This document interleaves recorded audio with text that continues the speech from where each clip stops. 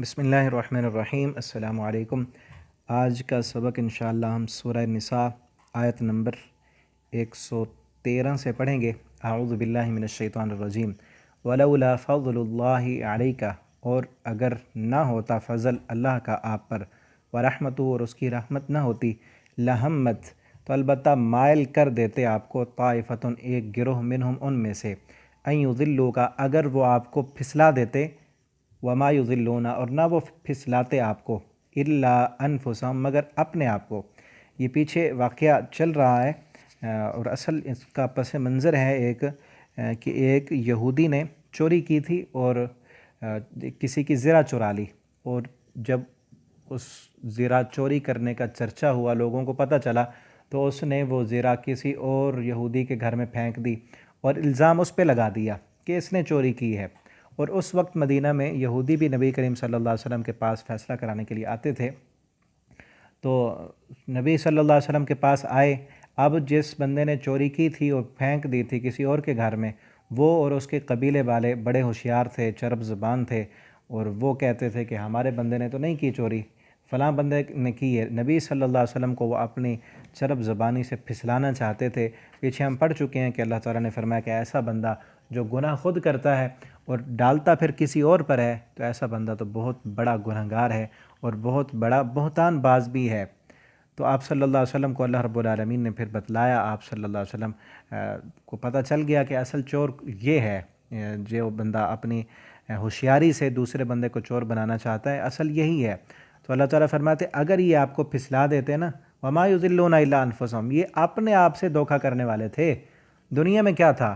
ایک زرہ ہی تھی نا، لیکن آخرت میں تو ان کے لیے سخت سزا تھی۔ وما یضرونک من شیء، اور ہرگز نہیں وہ آپ کو نقصان پہنچا سکتے، من شیء، کچھ بھی۔ وانزل اللہ، اور نازل کیا اللہ نے، علیک، آپ پر، الکتابہ، کتاب کو، والحکمت، اور حکمت بھی، وعلمک، اور سکھلایا ہے آپ کو، ما لم تکن تعلم، جو آپ نہیں جانتے تھے۔ وکان فضل اللہ علیک عظیما، اور اللہ کا آپ پر بہت بڑا فضل ہے۔ لا خیرہ، نہیں ہے بھلائی، فی کثیر، بہت زیادہ باتوں میں، من نجواہم، جو ان کی سرگوشیاں ہیں، جو یہ چھپ چھپ کر باتیں کرتے ہیں، ان کی اکثر باتوں میں خیر اور بھلائی نہیں ہے، الا، مگر، من امرہ، جو حکم دے، بصدقۃ، صدقے کا، او معروف، یا اچھے کام کا، او اصلاح بین الناس، یا آپس میں اصلاح کرانی ہو۔ اور یہاں دیکھیں کہ ہم سارا دن کتنی باتیں کر جاتے ہیں، اللہ تعالیٰ فرماتے اکثر جو آپس میں سرگوشیاں ہوتی ہیں نا، ان میں بھلائی نہیں ہے۔ اور ہم دیکھیں کہ اکثر مجلسیں ہماری کیسی ہوتی ہیں، اکثر مجلسوں میں انسان، ہم مسلمان، ایک دوسرے کی غیبت، مسجدوں میں بیٹھ کر ایک دوسرے پر الزام، غیبتیں، ادھر ادھر کی باتیں۔ تو اللہ فرماتے ہیں صرف کسی کو صدقے کا حکم دینا، اچھی اور نیکی کا حکم دینا، یا پھر دو بھائیوں کے درمیان، دو قوموں کے درمیان، جماعتوں کے درمیان صلح کرا دینا، اس کے لیے اگر کوئی محنت کر رہا ہے، بول رہا ہے، تو اس کا بولنا اچھا ہے، بھلائی ہے اس کے بولنے میں، ورنہ اکثر سرگوشیاں اللہ فرماتے ہیں ان میں خیر نہیں ہے۔ وَمَن يَفْعَلْ، اور جو بندہ کرے گا، ذَلِكَ، یہ کام، ابتغاء، تلاش کرتے ہوئے، مرضات اللہ، اللہ کی رضامندی کو۔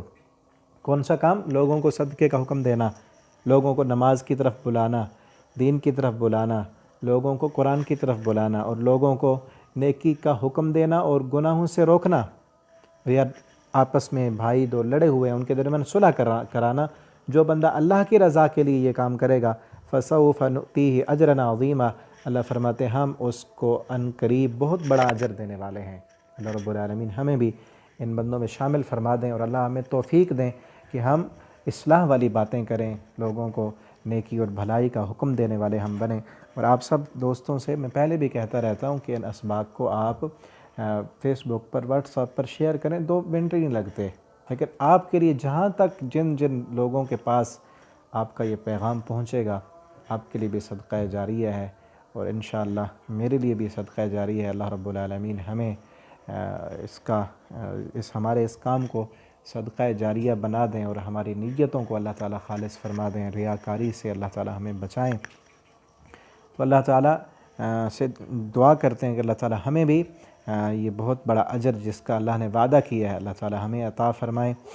وَمَن يُشَاقِقِ الرَّسُولَ، اور جو بندہ مخالفت کرے گا رسول کی، من بعد اس کے، ما تبینہ کہ واضح ہو گیا، لہو اس کے لیے الہدا ہدایت، اس کے لیے راستہ رہنمائی واضح ہو گئی کہ رسول اللہ صلی اللہ علیہ وسلم کا یہ فرمان ہے، یہ حدیث ہے، اس کے باوجود بھی وہ رسول اللہ صلی اللہ علیہ وسلم کی نافرمانی کرتا ہے، وہ کسی بھی وجہ سے ہو، اس کی اپنی منمانی وہ رسول کے حکم کو نہیں ماننے دیتی، اس کا استاد نہیں ماننے دیتا، اس کا قبیلہ، اس کی قوم یا اس کے رسم و رواج اسے حدیث پر نہیں چلنے دیتے۔ رسول اللہ صلی اللہ علیہ وسلم کا واضح فرمان آنے کے بعد اللہ فرماتے ہیں جو بندہ بھی مخالفت کرے گا وَيَتَّبِعْ، اور وہ پیروی کرے گا غیر سبیل المومنین، علاوہ مومنین کے راستے کی، مومنین صحابہ کرام کا جو راستہ تھا وہ رسول اللہ کی فرما برداری والا راستہ، تو اللہ فرماتے ہیں نولی ہی، ہم پھیر دیں گے اس کو، ما تولا، جہاں بھی پھرے، وہ پھر جدھر جانا چاہتے ہیں نا، دنیا کے جس گڑھے میں گرنا چاہتا ہے ہم گرنے دیتے ہیں اس کو، پھر جس طرف جاتا ہے جائے۔ اللہ فرماتے ہیں وَنُصْلِهِ جہنم، ان قریب ہم اس کو جہنم کے گڑھے میں ڈال دیں گے، اور دنیا میں جدھر جاتا ہے جائے، اللہ تعالیٰ رسی ڈھیلی چھوڑ دیتے ہیں کہ اس نے میرے رسول محمد کریم صلی اللہ علیہ وسلم، جس کو اللہ نے اپنا حبیب بنایا ہے، اللہ تعالیٰ نے فرمایا جو بندہ میرے اس حبیب کی، میرے محبوب محمد صلی اللہ علیہ وسلم کی مخالفت کرے گا نا، دنیا میں اس کو چھوڑ دیتا ہوں، اب جدھر جاتا ہے جائے، مجھے کوئی پرواہ نہیں، ان قریب اللہ فرماتے ہیں ہم اسے جہنم میں ڈال دیں گے، وَسَاءَتْ مَصِيرًا، اور وہ جہنم جو ہے بہت برا ٹھکانہ ہے۔ تو ہمیں چاہیے کہ ہم بچ جائیں رسول اللہ صلی اللہ علیہ وسلم کی نافرمانی سے۔ آج کئی مسلمان کلمہ پڑھنے والے کئی رسول اللہ صلی اللہ علیہ وسلم کی احادیث اس کی نافرمانی کرتے ہیں۔ آپ صلی اللہ علیہ وسلم نے فرمایا داڑھی رکھو، کئی مسلمان ایسے ہیں جو داڑھی نہیں رکھتے، نافرمانی نہیں ہے۔ رسول اللہ صلی اللہ علیہ وسلم نے فرمایا اپنی عورتوں کو پردہ کراؤ، کئی مسلمان مائیں بہنیں بے پردہ ہیں، پردہ نہیں کرتے، یہ نافرمانی نہیں؟ رسول اللہ صلی اللہ علیہ وسلم نے فرمایا وہ بندہ مومن نہیں جو اپنے بڑوں کا احترام نہیں کرتا، چھوٹوں کے ساتھ شفقت نہیں کرتا۔ تو آج کتنے ہیں جو بڑوں کا، اپنے والدین کا احترام نہیں کرتے، آگے بولتے ہیں۔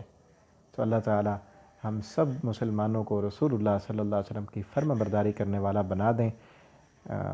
آپ سب ساتھی دعا کریں اللہ تعالیٰ ہمیں آپ صلی اللہ علیہ وسلم کا فرما بردار بنائیں، اور آپ صلی اللہ علیہ وسلم کی فرما برداری میں ہی اللہ رب العالمین ہمیں موت دیں، اور اسی کے نتیجے میں ہی ہمیں جنت ملنے والی ہے۔ اللہ تعالیٰ ہمیں عمل کی توفیق دیں۔